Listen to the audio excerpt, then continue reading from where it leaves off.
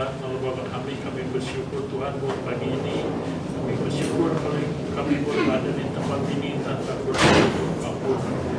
Biar kiranya kami juga belajar terus biar mendengar, merenungkan firman-Mu, dan biar Tuhan juga memberkati hamba-Mu yang membawakan firman, sehingga kiranya pesan yang daripada-Mu boleh sampai kepada kami.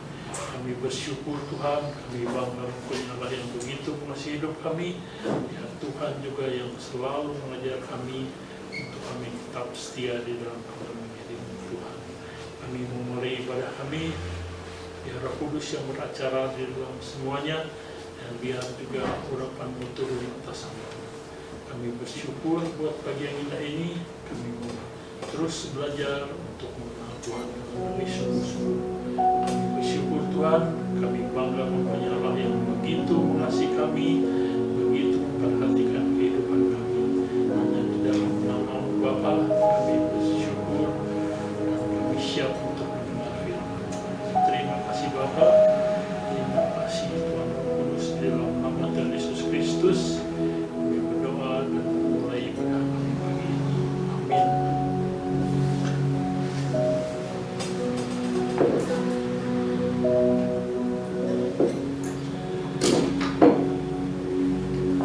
Shalom Bapak Ibu yang dikasih Tuhan.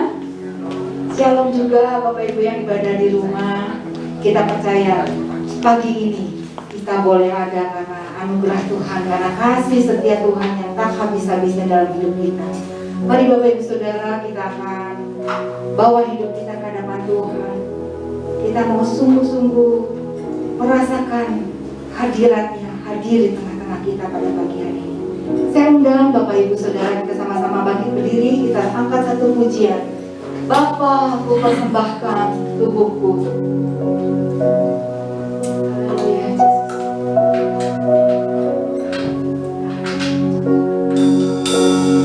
Bapa,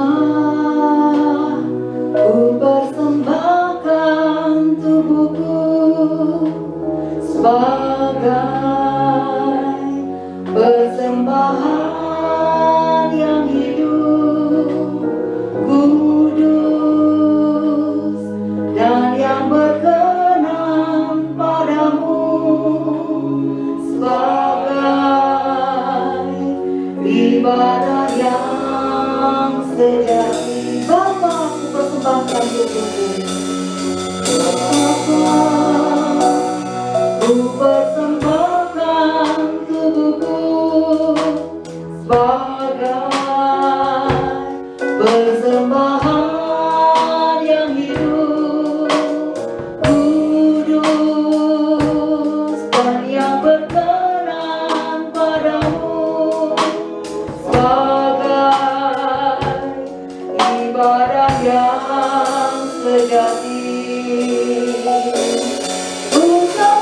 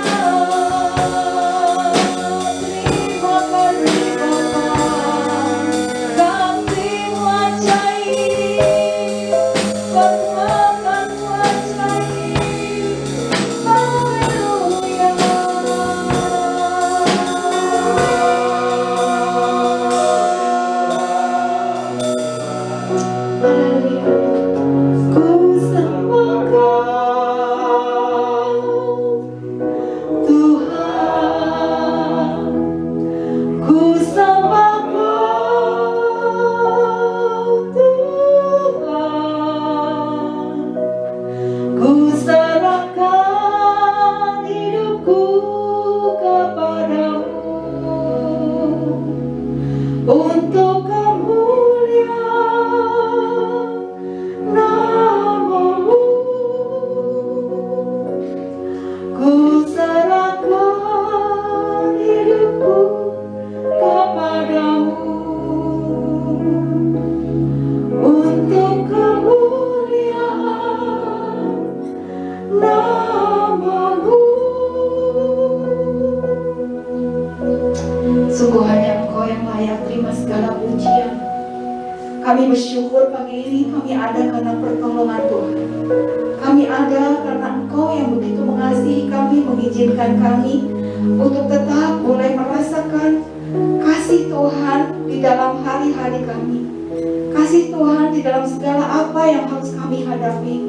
Kami percaya Tuhan, Engkau begitu mengasihi kami dan Engkau siap memberkati kami pagi hari ini di dalam ibadah yang kami persembahkan untuk hormat kemuliaan nama Tuhan.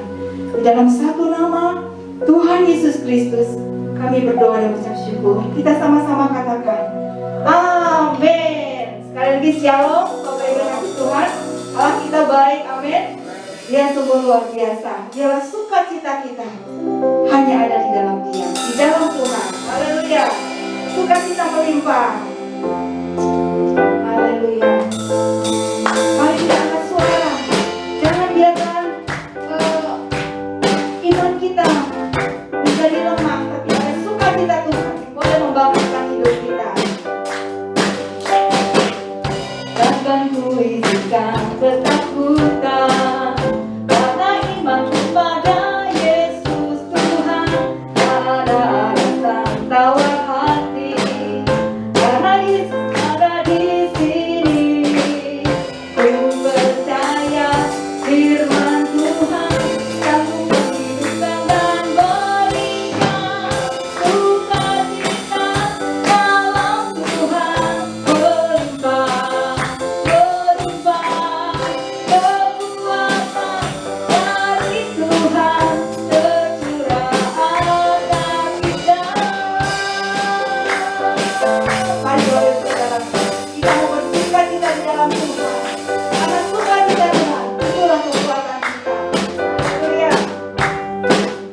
Takkan ku izinkan ketakutan, karena iman kepada Yesus Tuhan. Tak ada alasan tawar hati, karena Yesus ada di sini.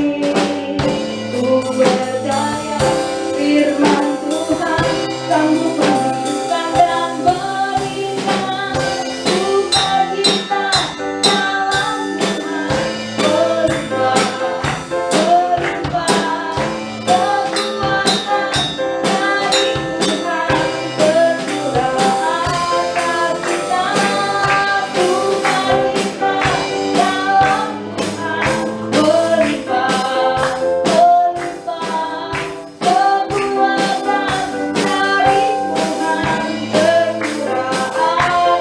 Sukacita Tuhan, sukacita dalam Tuhan berlimpah, berlimpah kekuatan dari Tuhan tercurah atas kita, tercurah atas kita, tercurah atas kita. Haleluya. With all yang buat Tuhan kita, Dia Allah yang luar biasa. Bapak Ibu Saudara, kita semua rindu terus mengalami pengalaman-pengalaman yang luar biasa bersama dengan Tuhan Allah kita. Amin. Saat dunia dalam segala keterpurukan, kita percaya Allah kita dahsyat. Amin. Amin.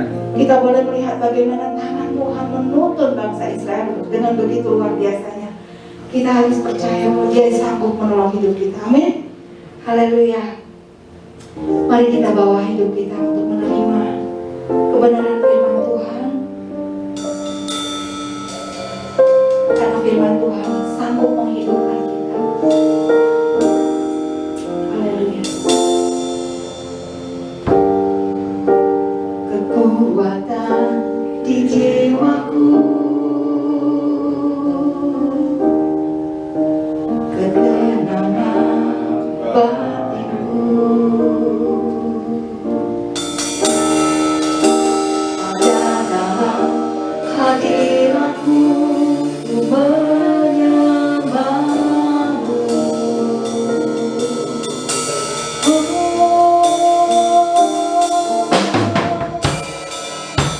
berkumpul di kakimu,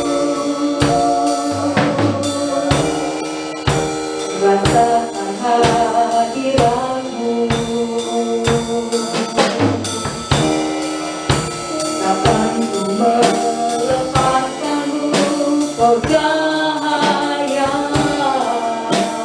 bagiku, memilihmu seumur hidupku. Masuklah rencanamu Bapa, pikiranku, kehendakmu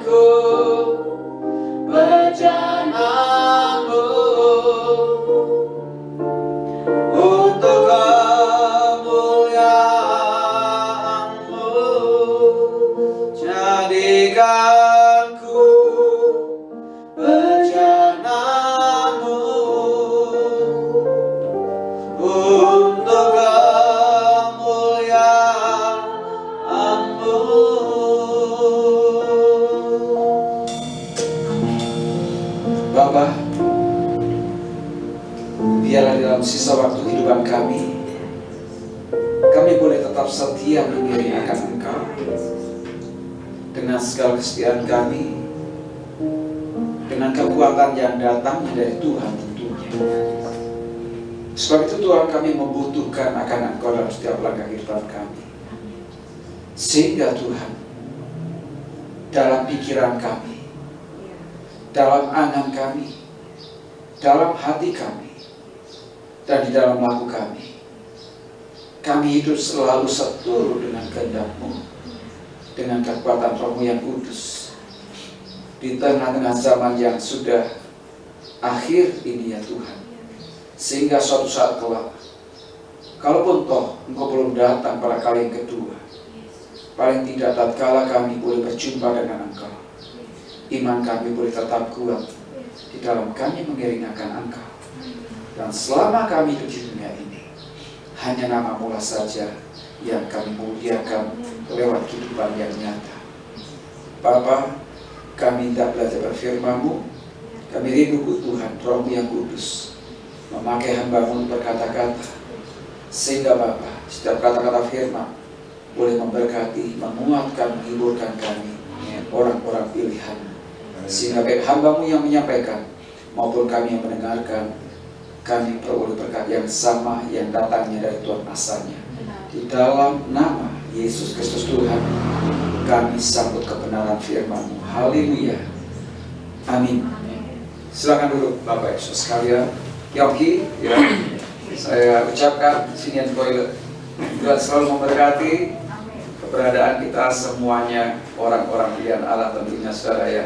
Di dalam segala keadaan, sekalipun dunia meramalkan tahun 2023 adalah tahun yang gelap, ya, tetapi kita sebagai orang-orang pilihan Allah, kita harus tetap optimis, ya. Jangan takut. Kita jalani hari hidup kita ini bersama dengan Tuhan. Karena apa? Without God, we can do anything. Ya, kita nggak akan bisa lakukan apa-apa. Ya, tetapi bersama dengan Tuhan, ya, kita sanggup menghadapi apapun. Amin. Jadi nggak usah takut, sudah. Jalani aja tahun 2023 ini. Toh juga katakanlah ramalan demi ramalan ya, toh sudah kita dengarkan dari tahun ke tahun. Tapi toh kita boleh ada sebagaimana kita ada sampai saat ini, ya kan? Gitu loh. Orang yang hidup di dalam ketakutan, dia tidak akan pernah bisa menikmati indahnya. Saudaraku yang kasih dalam Tuhan, sebenarnya COVID ini sebenarnya itu sudah memporak-porandakan kehidupan manusia. COVID dibilang, katakan waktu itu new normal life, atau kehidupan normal baru. Tetapi sebenarnya manusia itu lebih banyak gak normalnya. Iya sudah. Karena apa? Contoh gereja saja, ya toh. Yang dulu waktu sebelum COVID, waktu penuh sesak. Tapi setelah COVID, justru orang dia katakan aku memegang teguh firman Tuhan, takut, lebih takut COVID dibanding takut Tuhan. Ya, justru banyak orang yang takut kematian, malah kematian dia menjemputnya. Ya, dan bukan hanya berhenti sampai di situ. Setelah COVID berlangsung selama 2 tahun ini, saudara, kehidupan gereja belum pulih. Karena apa? Nah ini, COVID adalah salah satu strategi Antichrist untuk menjauhkan kita dari persekutuan ibadah kita. Dengan cara apa? Saudara, orang-orang zaman sekarang ini dirinya bobokkan oleh teknologi, betul enggak? Dirinya bobokkan, ya. Sehingga orang-orang terlebih yang anak muda sekarang, ya, ngapain saya harus ke gereja? Toh juga bisa lihat ke YouTube, ya, toh saya lihat di TV sambil katakan saya enaknya sendiri, belum mandi pun bisa, kan begitu kan? Coba saudara, waktu tempo lalu masih COVID itu, ya, kita dipaksa untuk melihat katakanlah secara online. Nah, saya secara jujur, ya, pagi-pagi saudara buka YouTube, saudara buka TV, saudara sudah mandi selayaknya kalau kita beribadah di gereja. Ayo, iya kan? Sekarang manusia dinilai bobokan. dengan dalih teknologi, dengan dalih kemajuan teknologi saat ini, sehingga banyak orang Kristen meninggalkan gereja, terlebih generasi muda. Dan ini yang terjadi di Eropa Barat Amerika. Ya saudara, Eropa Barat Amerika yang adalah eksportir kekristenan, misionaris termasuk yang Indonesia, termasuk zaman Belanda dulu, itu dari Barat Eropa, Amerika. Mereka yang memberitakan Injil ke Asia, termasuk salah satunya Indonesia. Tapi saat ini kekristenan di Eropa Barat Amerika sangat-sangat minim. Gereja dihadiri oleh orang-orang tua, dan itu pun jumlahnya enggak seberapa. Ini saudara, kekristenan secara jumlah penduduk dunia ini nomor 1, 2,6 M. Disusul Muslim 1,8 M. Itu, ya. Tetapi apakah 2,6 M ini mereka adalah pure murni orang-orang Kristen? Enggak. Ya. Yang notabene Amerika negara Kristen, Jerman negara Kristen, Prancis negara Kristen, mereka sudah berbondong-bondong meninggalkan gereja. Apakah mereka menjadi mu'alaf, jadi Muslim? Nah, mereka berbondong-bondong menjadi modern ateisme modern. Ateisme modern di mana? Mereka percaya Tuhan itu percaya, tapi mereka nggak butuh Tuhan. Mereka itu agamanya Kristen, tapi mereka nggak perlu gereja. Ini loh, ya modern ateisme seperti itu. Bukan ateisme murni. Kalau ateisme murni itu komunis, itu kayak Kamboja, kayak China, itu Korea Utara, itu ateisme murni. Mereka menolak akan keberadaan Tuhan. Tapi ateisme modern seperti itu, mereka KTP-nya Kristen. Dan ini juga yang melanda Asia, termasuk Indonesia. Saudara, banyak orang-orang dalam KTP agamanya Kristen, tapi mereka nggak butuh Tuhan. Mereka nggak butuh ke gereja. Tapi kita wajib katakan, Wahyu 2:10, barang setia sampai mati, aku akan mengaruniakan kepadamu mahkota kehidupan. Ini, setialah sampai mati dan aku akan mengaruniakan kepadamu mahkota kehidupan. Saudara, nah selama kita tinggal di dunia, ingat, suatu saat kita akan mati. Kita akan meninggalkan dunia ini. Ya, apa sudah bertanggung jawab? Sebab itu saya mengapresiasi Jemaat Cibulu, sekalipun dalam jumlah bilangan yang nggak banyak. Nah ini loh, katakan, saudara-saudara termasuk orang-orang pilihan Allah, amin. Kan firman Tuhan katakan, banyak yang dipanggil tetapi sedikit yang dipilih. Ya, namanya pilihan itu sedikit, saudara yang kasih. Kalau saudara misalnya beli buah, ya, atau dari sekunduk buah di pasar, apakah saudara ambil semua semuanya sendiri? Enggak. Dari yang baik, saudara cari yang terbaik. Iya kan? Nah, demikian pula kita orang-orang Kristen pilihan itu, dari sekian 2,6 miliar itu, kalau ada 1/4-nya dari 2,6 miliar, saya pikir itu luar biasa. Sebab itu kita harus bangga, bahagia kalau bisa kita setia sampai saat ini. Itu sudah sekalian ya. Nah, kita akan masuk di dalam pokok bahasan kita, pembaruan budi. Ya, pembaruan budi kita akan buka di dalam Roma pasal 12. Ya, ayat yang kedua.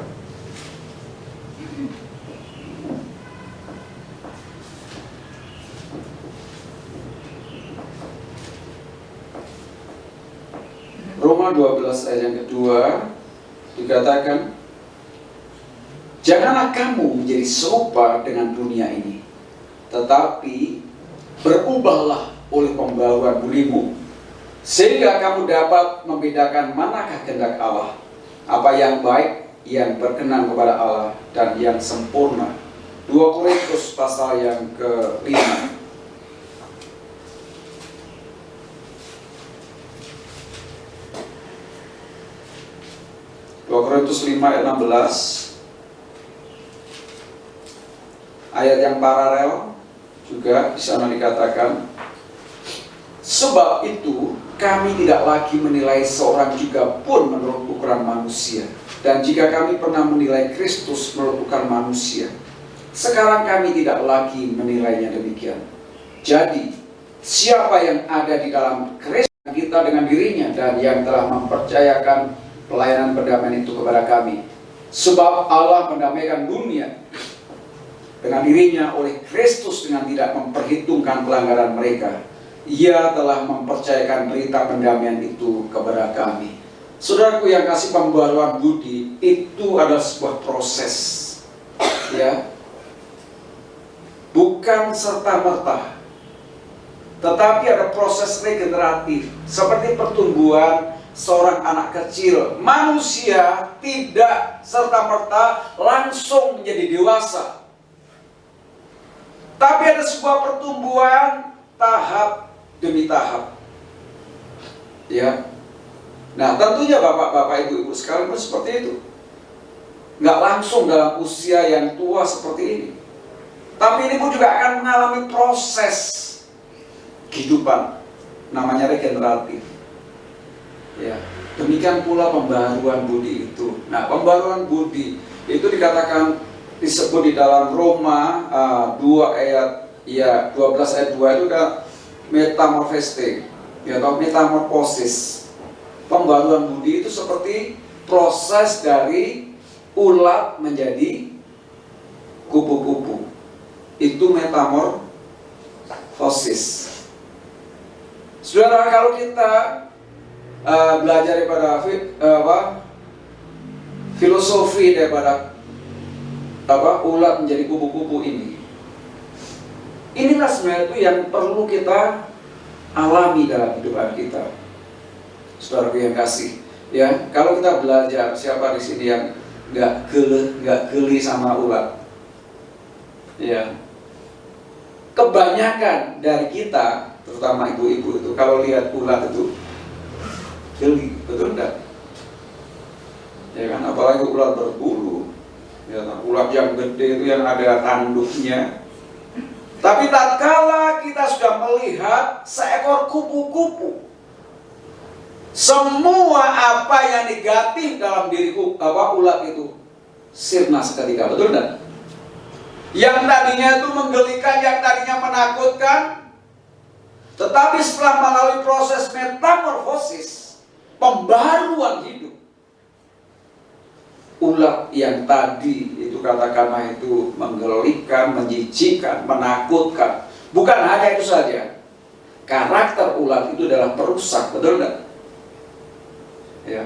Selama 2 minggu lamanya ulat dari kecil sampai sebelum dia jadi kepompong, kerjaannya apa? Merusak, dan merusak. Nah, di sini ada alpukat, ya.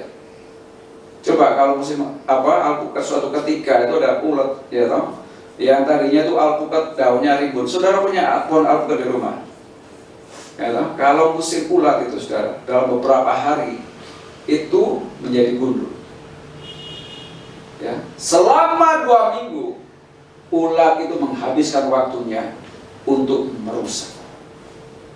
Tetapi pada waktu dia memasuki proses yang namanya metamorfosis, disinilah yang namanya penyalipan diri, saudara, terjadi.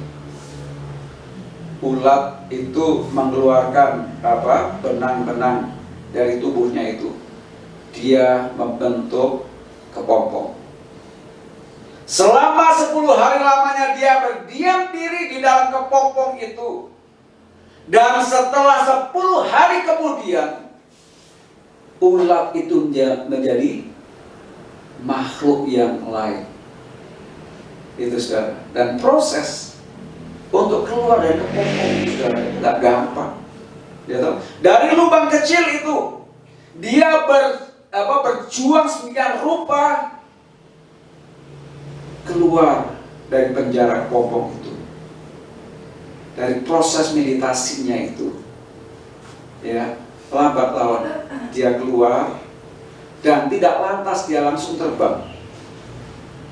Tapi ada sebuah proses penyempurnaan dari sayapnya itu. Dan setelah dia sudah mengalami penyempurnaan, disitulah saatnya untuk kupu-kupu ini terbang ke sana kemari menikmati indahnya pemandangan. Coba saudaraku yang kasih, dari filosofi metamorfosis ini kita banyak belajar. Dan ini yang dipakai di dalam Roma 12 ayat 2 ini. Ya, pembaruan budi. Itu seperti itu prosesnya. Ya, toh. Yang tadinya itu ulat itu nggak bisa kemana-mana, kuper. Yang taunya karakternya yang merusak dan merugikan orang lain. Tetapi setelah melalui proses metamorfosis, pembaruan hidup, bukan hanya dia bisa menikmati indahnya hidup, tapi dia banyak berjasa buat kehidupan manusia. Betul nggak? Penyerbukan, ya, serbuk sari itu, ya, kupu-kupu hinggap ke bunga satu, dari bunga yang satu ke bunga yang lain. Saya masih ingat sedikit syair dari lagu waktu saya masih kecil, waktu SD itu diajarin oleh guru tentang kupu-kupu, nyanyian. Kupu-kupu yang lucu, kemana engkau terbang? Hilir mudik mencari bunga-bunga yang kembang. Berayun-ayun pada tangkai yang lemah. Tidakkah sayapmu menjadi lelah? Saudara, tatkala saudara suatu ketika mengamati ada sebuah eksodis, katakanlah urban, kupu-kupu itu tenang, saudara lihat kupu-kupu banyak sekali. Itu sudah sekalian, kupu-kupu yang lemah bisa melewati bahkan lautan sekalipun, bisa bermil-mil jarak yang ditempuh. Ada sebuah perubahan hidup yang radikal yang dialami oleh yang namanya kupu-kupu setelah mengalami metamorfosis, pembaruan perubahan hidup ini. Yang tadinya perusak, yang tadinya menggelikan, yang tadinya merugikan banyak orang, namun begitu dia menjelma menjadi kupu-kupu, dia hidupnya diberkati. Hidupnya diberkati apa? Bisa menikmati indahnya karya ciptaan Tuhan. Dan hidup yang diberkati itu menjadi berkat buat banyak manusia. Sampai-sampai kupu-kupu banyak diabadikan di air keras itu, saudara. Ya, taruh di tempel di dinding. Bahkan ada museum kupu-kupu. Kenapa? Karena banyak manusia terpesona dengan keindahan warnanya, terpesona dengan keunikannya, dan manusia tidak lagi merasa gelo dan takut seperti manusia melihat ular. Nah, demikian pun di dalam kehidupan kita, saudaraku yang kasih, ya. Yang tadinya kita belum dalam Tuhan, kondisi kata tabiat kita juga banyak merugikan orang lain. Bikin orang lain itu gelo, ya kan? Bikin orang lain itu katakanlah keki. Tapi tatkala kita mengalami Kristus, tatkala kita sudah melalui proses metamorfosis di dalam keimanan kita, ya, di situ ada sebuah pembaruan. Tatkala kehidupan kita sudah dibaharui, pasti hidup kita yang pertama diberkati untuk bisa menjadi berkat. Ini adalah saudara. Ya, next. Hidup baru tidak ditentukan oleh penampilan fisik. Ya, klik lagi itu. Hidup baru tidak ditentukan oleh penampilan fisik. ya, tetapi karakter. Ya, banyak orang katakan itu minder dengan keberadaannya, berkecil hati dengan keberadaannya. Kalau saya sudah tua, nggak dipakai oleh anak cucu menantu, nggak dipandang oleh orang lain. Siapa bilang? Siapa bilang lansia tiada berguna? Apa? Ada enggak yang bisa nyanyi gitu? Hah? Siapa bilang lansia tiada berguna? Apa itu? Ya, enggak. Kadang-kadang tatkala kita dalam memasuki usia tua, kita merasa loh ya. Kita merasa ya, tidak dibutuhkan lagi, tidak diperlukan lagi. Itu kan perasaan kita. Ya. Dan juga penampilan kita, kadang-kadang manusia itu minder dengan keberadaannya. Kenapa? Dia merasa dirinya nggak berarti, merasa dirinya nggak berarti. Ya, menjalani kehidupan ini, ya tahu apa adanya di dalam kasih karunia Tuhan. Ya, seperti kupu-kupu, tatkala dia punya kesempatan hidup, dia tidak menyia-nyiakan kesempatan yang ada. Namun ia terbang ke sana kemari, bisa bermil-mil jaraknya. Dia keliling dunia. Keliling dunia itu apa? Esensi keliling dunia, terbang sana kemari, menikmati hidup. Hidup itu hanya sekali dan sementara. Tapi kebanyakan banyak orang-orang menyia-nyiakan dalam sementara hidup ini. Saya katakan, saudara sekalian ya, kualitas kehidupan tidak ditentukan seberapa panjang umur yang kita miliki. Apalah artinya kita memiliki umur yang panjang, tetapi kalau kita nggak bisa menikmati indahnya hidup ini. Itu loh. Kualitas kehidupan ini adalah seberapa dalam kita bisa menikmati kesempatan yang Tuhan berikan di dalam kehidupan kita. Itu saudara. Ya, kupu-kupu ini tidak lama umur kehidupannya.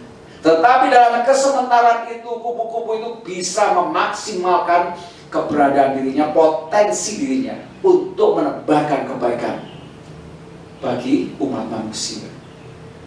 Ini, ya, sebab itu saudaraku yang kasih, dalam doa kita, jangan kita, Tuhan, aku minta umur yang panjang. Loh, kalau kita punya umur yang panjang tapi kita nggak bisa menikmati hidup dan kita nggak bisa menjadi berkat buat lain orang, buat apa? Ya toh? Tapi doa kita ubah. Tuhan, jadikan hidupku ini berarti. Dan Tuhan berikan karunia Tuhan, aku bisa menikmati indahnya hari-hari hidup yang Tuhan berikan kepadaku. Itu saudara. Ya. Saudara juga jangan minta, Tuhan aku minta kaya, untuk share banyak duit. Orang banyak duit belum tentu dia bisa menikmati indahnya itu. Karena keindahan hidup tidak ditentukan oleh seberapa harta yang kau miliki. Tapi keindahan hidup ini adalah bagaimana kita bisa menikmati berkat-berkat Tuhan day by day, hari demi hari yang datangnya dari Tuhan. Bukannya kita nggak boleh kaya, enggak saudaraku yang kasih. Tatkala Tuhan berikan kita karunia kekayaan, tetapi kita bisa menikmati indahnya hidup ini, maka kita bisa menjadi tuan atas harta kita. Ini loh. Banyak orang ya punya harta banyak, tapi dia nggak bisa jadi tuan, malah jadi hamba, jadi kumjen, menjadi yungjen. Artinya apa saudara? Harta kita lah yang menguasai kehidupan kita, sehingga kita nggak bisa menikmati hidup. Tapi tatkala kita menjadi tuan atas harta kita itu bisa kita jadikan budak untuk kita bisa menikmati hidup ini. Itu esensi ibadah indahnya itu saudara. Ya, banyak orang kaya namun mereka nggak bisa menikmati hidup. Contohnya apa? Mereka mau kia-kia, mau jalan-jalan, takut, wah nanti jangan-jangan di pau bangsat, nanti hartaku di rumah kimku nanti dibobol sama bangsat. Ya toh, ya toh. Katakanlah banyak orang hanya tojen banyak duit, ya toh, tapi makan ini nggak boleh, makan itu nggak boleh. Makannya setiap hari tahu disepan, ya toh, tempe disepan. Ya karena apa? Nanti kamu nanti makan babi hong, nanti kolesterolmu tinggi loh ya. Ya, kolesterol tinggi bukan karena semata-mata makanan, saudaraku yang kasih, karena pikiran kita itu loh. Iya toh? Karena apa? Banyak kita dihantui oleh ketakutan, kekhawatiran dalam hidup, sehingga kita nggak bisa menikmati indahnya hidup. Ketakutan dan kekhawatiran itulah yang membuat kehidupan kita semakin terpuruk. Kolesterolnya naik, asam uratnya naik, tensinya naik, ya toh? Apalagi saudara? Gula darahnya naik. Bukankah firman Tuhan berkata, hati yang gembira adalah obat yang manjur. Ketakutan, kekhawatiran saudara memberikan kontribusi 75% atas penyakit kita. Loh ini loh, enggak tanggung-tanggung saudara. Kekhawatiran, ketakutan dalam kehidupan kita ini memberikan kontribusi 75% atas penyakit yang kita derita. Makanya ibu-ibu, bapak-bapak yang sudah kocak ke atas, nikmati hidup ini. Ya. Saya masuk gocap sih, begitu saudaraku yang kasih ya. Itu saya sih nikmati hidup ini kok katakan. Saya nggak mau hidup itu dibawa dalam stres, dalam ketakutan, kekhawatiran. Gimana nanti? Ya, gimana nanti? Udah. Itu kita serahkan sama Tuhan. Yang penting kita jalani kehidupan ini secara maksimal. Ya itu seperti kupu-kupu di filosofinya. Ya, dia udah kesana kemari menikmati indahnya hidup. Masalah kehidupan, masalah berat, Tuhan yang atur. Itu loh. Ya, nggak ada ceritanya kupu-kupu begitu apa dia lagi terbang langsung jatuh pelak. Enggak kok. Tetapi kupu-kupu ini melakukan apa yang menjadi tugasnya, selebihnya dipercayakan sama Tuhan. Ini saudaraku yang kasih ya. Jadi hidup baru tidak tentukan oleh penampilan fisik, tapi pembaruan budi, karakter kita, saudaraku yang kasih ya. Dan ini tercermin di dalam setiap kehidupan kita sehari demi sehari. Ya, yang selanjutnya adalah pembaruan hidup perlu sebuah ketersediaan diri untuk dibentuk. Saudaraku yang kasih ya. Wahyu 3:19 katakan, barang siapa aku kasih, ia ku tegur dan ku hajar, sebab itu relakanlah hatimu dan bertobatlah ya. Untuk kita mengalami pembaruan hidup ini, kita perlu ketersediaan diri untuk dibentuk. Seperti seorang anak kecil pada waktu dia dimarahin oleh mamanya, oleh papanya karena dia melakukan kesalahan. Anak yang uhau, anak yang berbakti pada orang tua, dia akan tertunduk sebagai bukti ketaatan, sebagai bukti penyesalannya. Dan setelah itu dia mengalami perubahan. Saudara, nah anak-anak zaman sekarang itu beda. Tetapi kita yakinkan bahwa anak-anak kita, cucu kita itu sekalipun di tengah-tengah dunia yang serba postmodern saat ini, serba canggih, jangan biarkan anak-anak kita tuh dalam tanda kutip liar. Anak-anak zaman sekarang kalau dimarahin malah melototin orang tuanya, benar enggak? Ya toh? Kalau emaknya lagi marah, malah emak itu sudah kolot. Iya toh?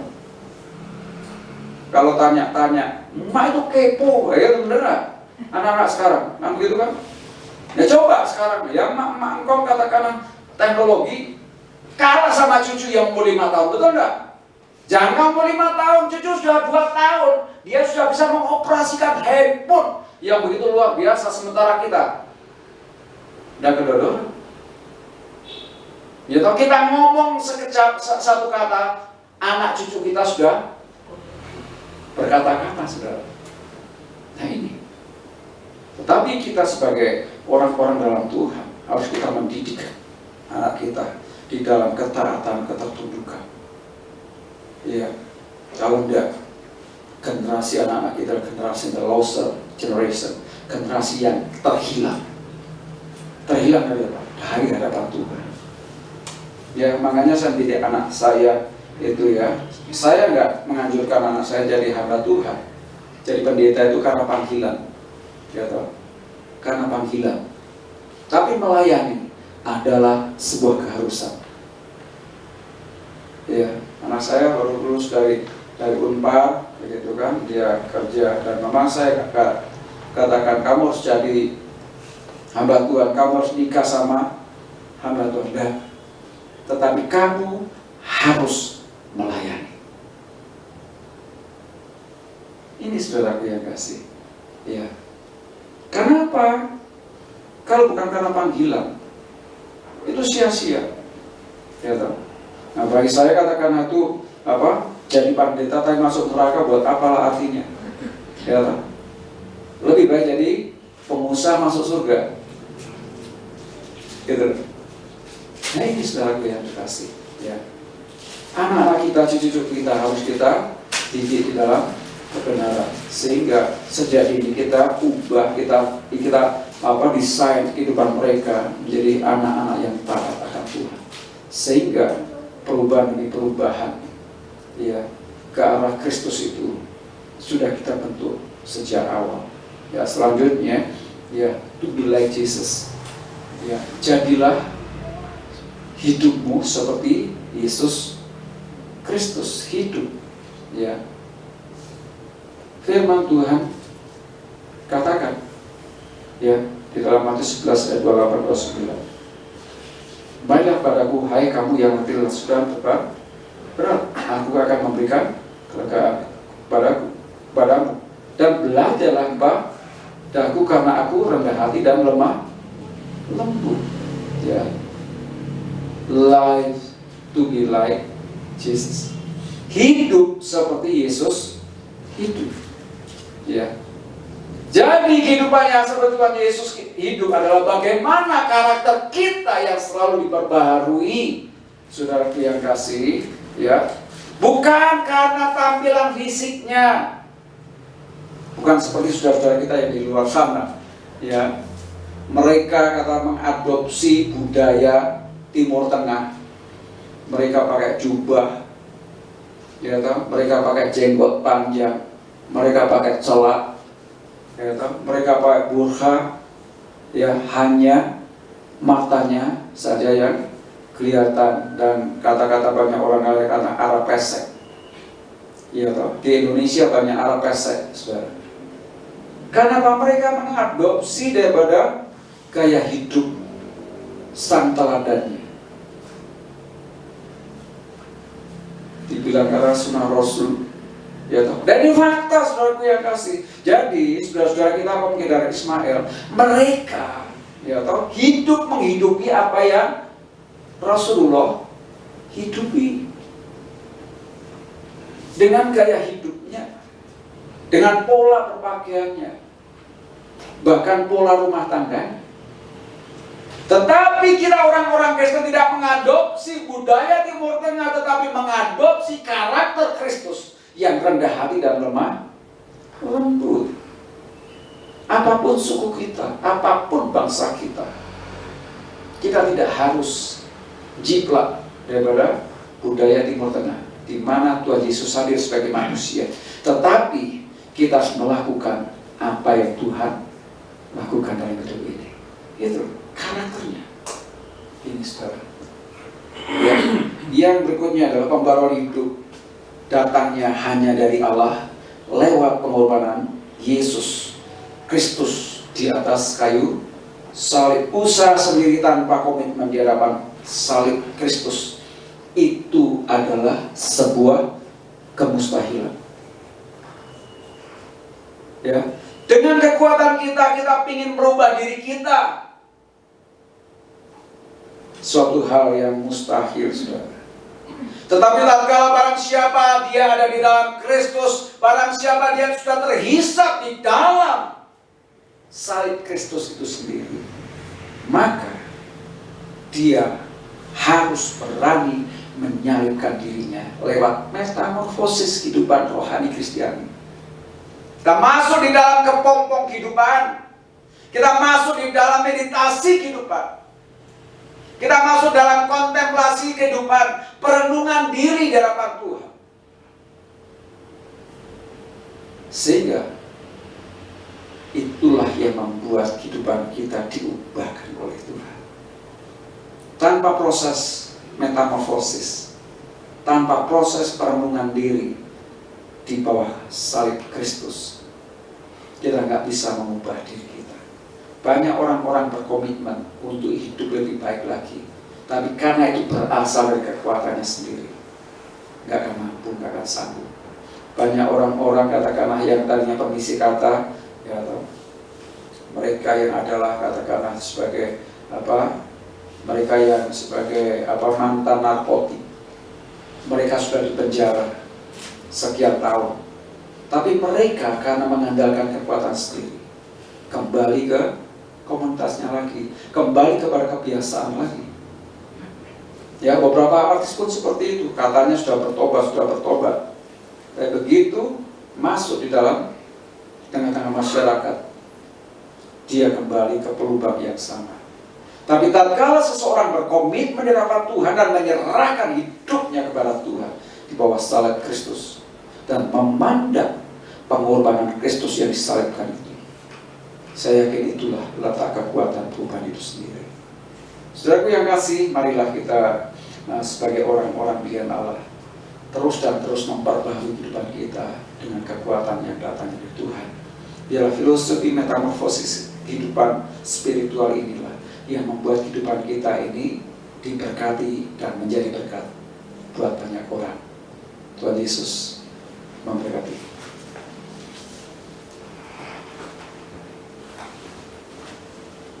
Bapa, biarlah firman Tuhan pagi hari ini metamorfosis kehidupan rohani kami boleh kami praktekkan di dalam kehidupan yang nyata, tanpa memandang siapa kami, tanpa memperhitungkan berapa umur kami, tapi biarlah Tuhan kami siap sedia untuk melalui proses metamorfosis itu, perubahan budi, pembaruan budi di dalam Engkau, sehingga kehidupan kami tidak lagi menjadi kehidupan yang merugikan banyak orang, yang dijauhi oleh banyak orang, yang dibenci oleh banyak orang. Tapi kehidupan kami adalah kehidupan yang diberkati, untuk kami bisa menebar berkat-berkat Tuhan di dalam kehidupan kami. Sekali lagi ya Tuhan, biarlah di dalam ketersisaan hidup kami ini, kami boleh melewatinya sebagai kupu-kupu rohani di dalam Engkau, sehingga kehidupan kami adalah kehidupan yang bermanfaat guna bagi banyak orang, dan nama Tuhan dipermuliakan, diagungkan. Di dalam nama segala nama, Yesus Kristus Tuhan kami berdoa dan bersyukur. Haleluya. Amin. Tuhan Yesus memberkati. Saya serahkan pada MC.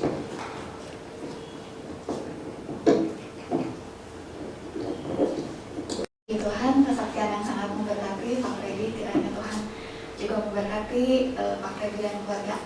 Ya, terima kasih juga kepada Pak Pendeta Sugeng yang telah membawakan firman Tuhan pada pagi hari ini. Kiranya Tuhan Yesus memberkati Bapak dan keluarga. Bapak Pendeta, Pak Timotius hari ini sedang melayani di Gereja Maleer, sehingga tidak dapat bersama-sama dengan kita. Dan untuk pelayanan atau kegiatan di minggu ini, kegiatan sepanjang minggu berjalan ini, doa pagi tetap diadakan seperti biasa setiap hari Rabu pukul 6 melalui Zoom. Sebentar kita akan menjalankan persembahan. Mari kita berdoa. Tuhan Allah Bapa kami yang berada dalam kerajaan surga, puji syukur kami ucapkan untuk pagi hari ini kami boleh melaksanakan kebaktian, kami boleh memuji Engkau dan juga mendengarkan firman Tuhan. Biar kiranya Engkau yang terus memberkati kami Tuhan. Sebentar kami akan memberikan persembahan, kiranya Engkau memberkati tangan-tangan yang akan memberi, dan kiranya persembahan ini boleh berbau harum dan berkenan di hadapan-Mu Tuhan. Kami berdoa dan kami panjatkan doa ini hanya ke dalam nama Tuhan Yesus. Dalam nama Tuhan Yesus kami doa. Amin. Amin. Sukacita dalam Tuhan. Kita naikkan pujian ini remnya ya.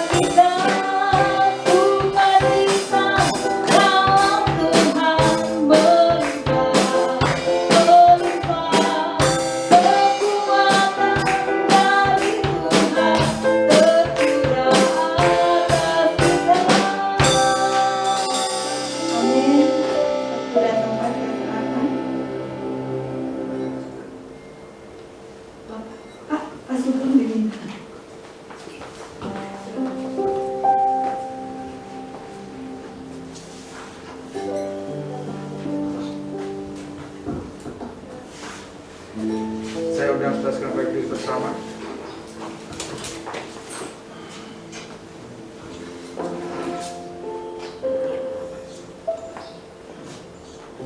Bapa, berikan kami sukacita surgawi-Mu sepanjang sisa waktu kehidupan kami di dunia yang fana dan sementara ini, sehingga kami boleh menikmati indahnya hidup ini, waktu demi waktu di dalam pemeliharaan tangan Tuhan. Dan biarkan kami hidup dalam kekhawatiran, ketakutan yang tidak mendasar, yang belum tentu terjadi di waktu-waktu yang akan datang.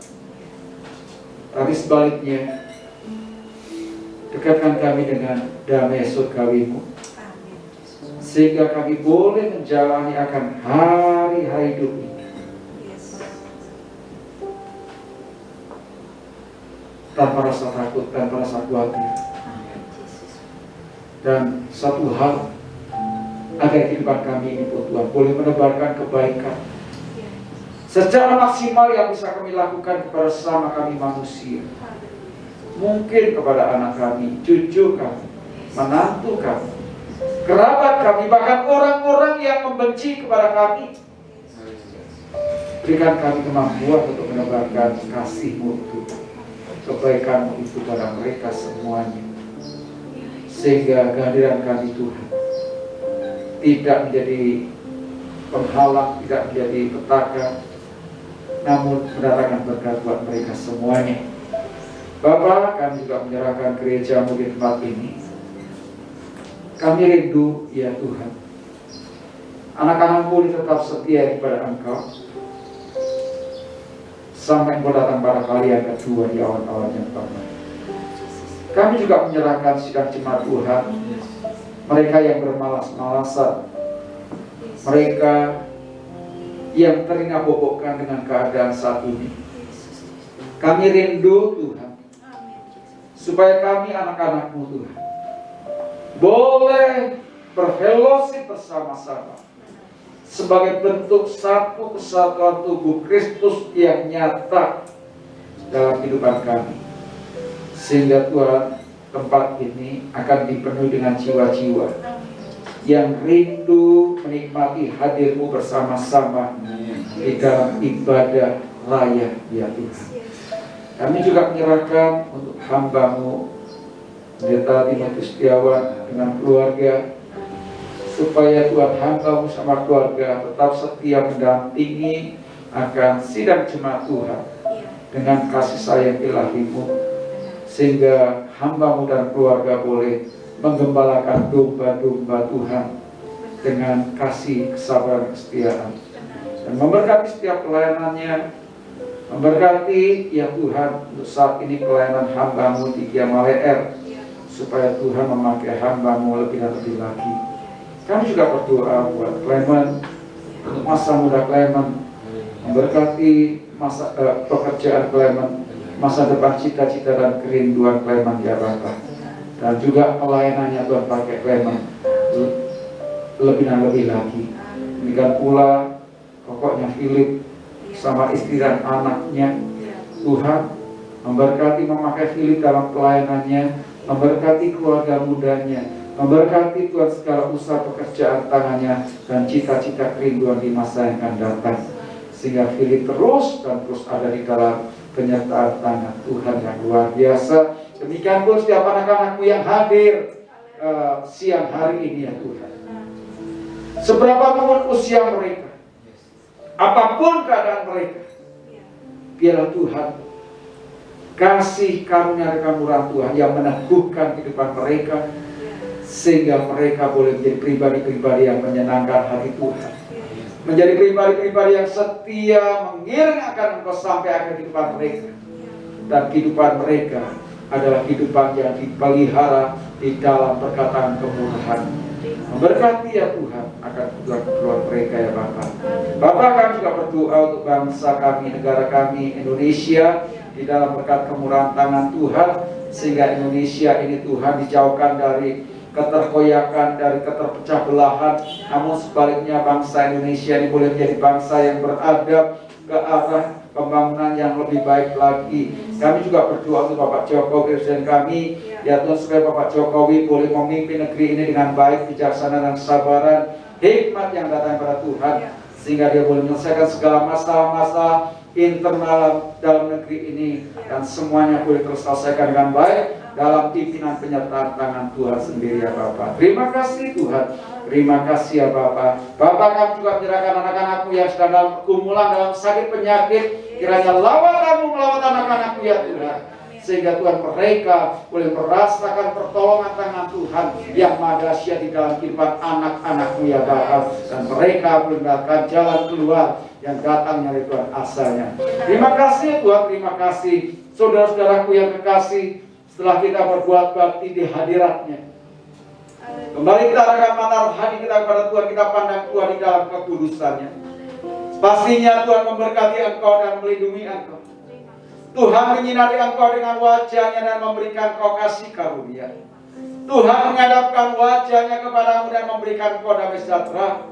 Dengan iman diberkatilah bakul tempat nasimu, diberkatilah segala kebutuhan keperluan rumah tanggamu, diberkatilah pekerjaan usahamu, diberkatilah kesehatanmu, serta diberkatilah keluar masuk pintu rumahmu.